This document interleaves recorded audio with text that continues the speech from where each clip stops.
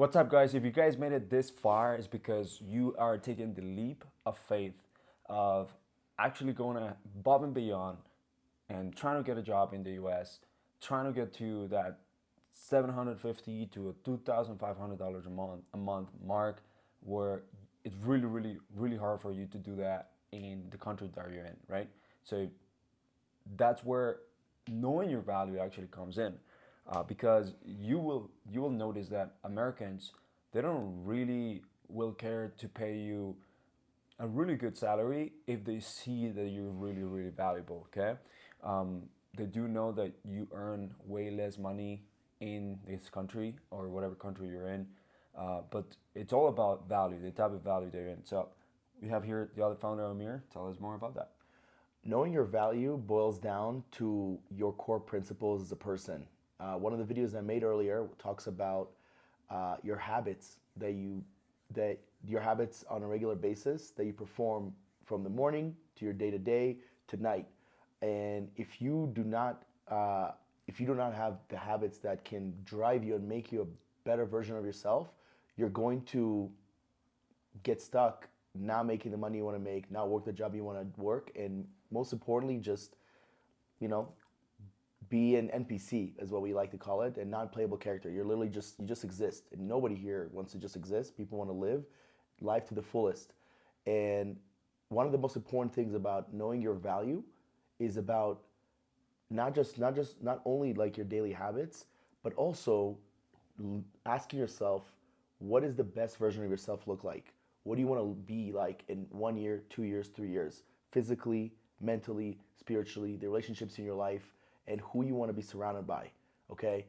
If you value yourself at a high level, you're going to get a good job by you're gonna get a good job because the person you're gonna be interviewed by, they probably value themselves very highly. If they do not value themselves and you're talking to a boss that's just like all over the place, they don't know what they want, they have no drive, the company's all over the place, they can't tell you their numbers, XYZ, they're probably not, that's probably not the good fit for you, right? But if you know your value, you know exactly what you're worth on paper, what your skills and experience bring to the table, and what you want out of a company, you're gonna be able to pursue that, but also be able to get on interviews with the right companies and actually explain to them how you are able to level up the company. Okay? It's important to know and be aware of where you are right now, because where you want to be 1 to 5 years from now is not where you're currently, right? So it's important to know, where am I right now? Mentally, physically, experience and skill wise. Where's my English level, right? From 1 to 10, how would you rate your English? For instance, I'm learning Spanish, and I would say my Spanish is about 4.5 out of 10. I cannot get a job in Spanish right now, and I'm very well aware of that. But that's my goal, is to get good enough in Spanish to where I'm able to get a job if I wanted to in Spanish, even working in a supermarket. I know, which I'll never do, but that is my goal with Spanish. So you have to be aware of your own skill sets, your own experience, right? If you're striving to get a really high paying job, but you're coming into the company with no previous experience, no previous skill, your English struggles, you're lazy, you know you're not a hard worker, you're not gonna put in the time, you're not, if you somehow luckily get this job, you're not gonna keep this job. So you have to be mindful of where you are right now, and it's okay because the future is bright. You have many years ahead of you. And the most important part, and this is one thing Esteban and I do, is that we take chances of people. We don't just hire people that are all stars from the day one. We've hired people that have no experience, but they come in with really high level English, or they're educated, and we take a chance on them and we train them in house. We've done this with over 30 to 40 team members that we currently have. So you must be aware of your own skills, your own experience right now. What are your daily habits? Where do you want to be? And the next part is the company that you're interviewing with, the company that you want to work with. Where are they at? What are their dreams? What are their ambitions? What is their mission and vision? Does it line up with you? What are their core values? Right? If the only part of the interview you're talking about yourself and you're not asking questions about the company or the client, or anything about them, you're gonna end up not getting the right job. One of the things that Esteban and I love is when people ask us questions. What do you guys like to do?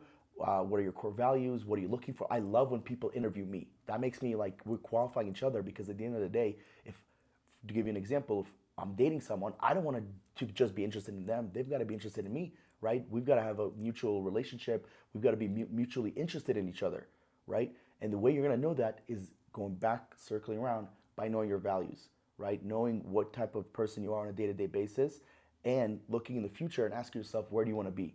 But again, being very aware that you might be a person that is only really worth $500 to $600 a month right now. And guess what, guys? That's okay.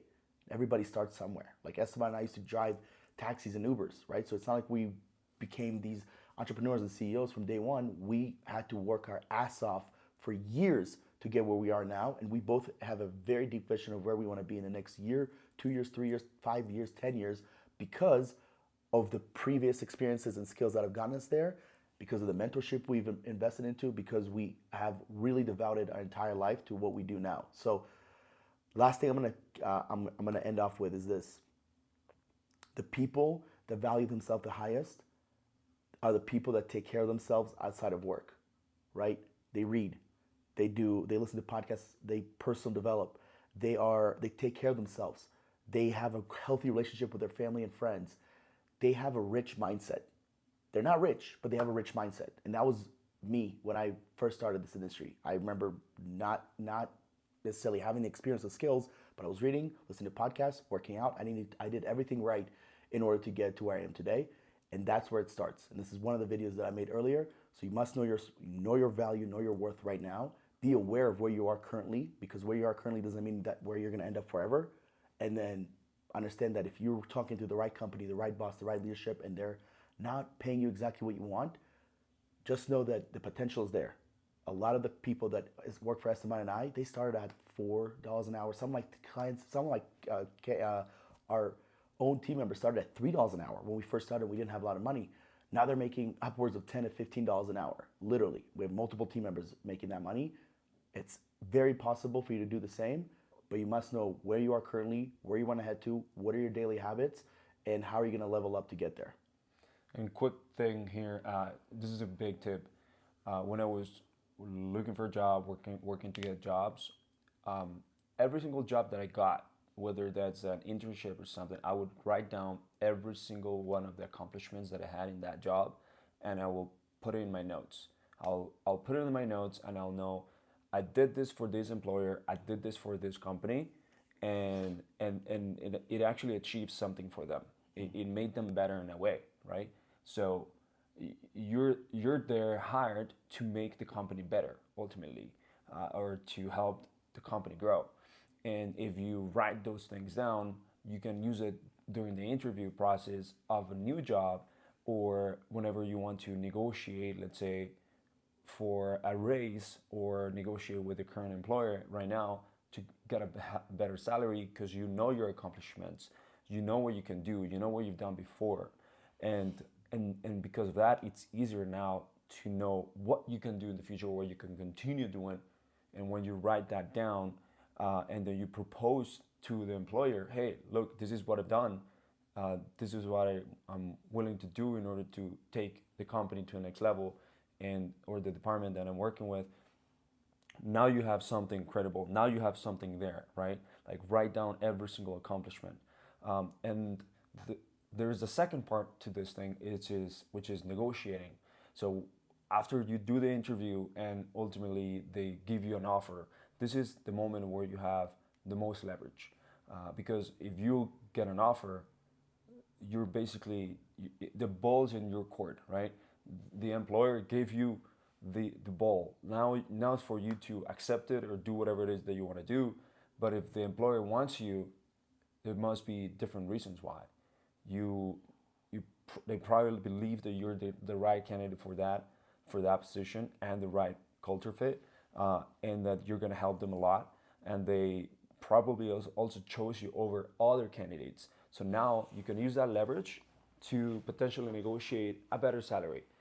But don't go too drastically selfish about this. You can always ask maybe for maybe a couple hundred extra per month, maybe Different bonuses. a dollar or two, or maybe add a few vacation, or maybe bonuses if you hit something. Let's say if you're in a sales role, if I hit, let's say in the first 3 months, exactly 5 sales every month, I want to get an extra bonus, for example. Or in the next 3 months, I want to have this salary, and I'll show you what I'm gonna capable of doing. but month 3 I want to negotiate my salary. You can always say that too. You can always ask for more vacation. You can always ask for $1 or $2 extra. You can always ask for a couple hundred extra. It could be 100 more, 200 more. And all of that comes from knowing your value and knowing when you have leverage, which is when you get an offer. Okay? And when you get an offer, now you can counter back. And the counter back process is very simple. You have to acknowledge that you got it, that you have to appreciate the job offer. You want to do this hopefully over the phone, or during a Zoom call or something like that. Email is it's a good way, but you want to make sure that you acknowledge, appreciate, tell why ultimately this is the best job and how they can use your skills to the role, and then tell them, I believe that I'm worth this, or that I would prefer to do this. And I can guarantee you that almost 99% of the time you're gonna win it. If there's 1%, it's because maybe it wasn't meant to. It wasn't meant for it. Okay, it helped me, and that's how I actually got raised up like every single time 10, 15, 20% raises inside of my jobs, or when I switched to a new job, it was like a 30% increment or something like that. So that's a really good tip. Yeah, guys. So go ahead, know your value, and then after knowing your value, you're gonna be able to have more leverage.